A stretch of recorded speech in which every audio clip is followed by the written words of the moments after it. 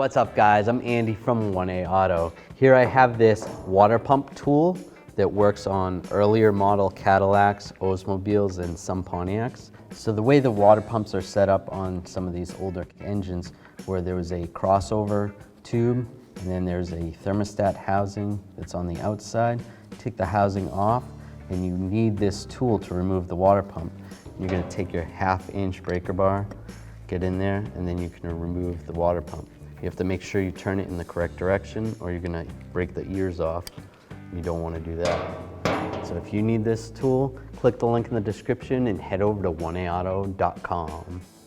Thanks for watching. Visit 1aauto.com, your place for DIY auto repairs, for great parts, great service, and more content.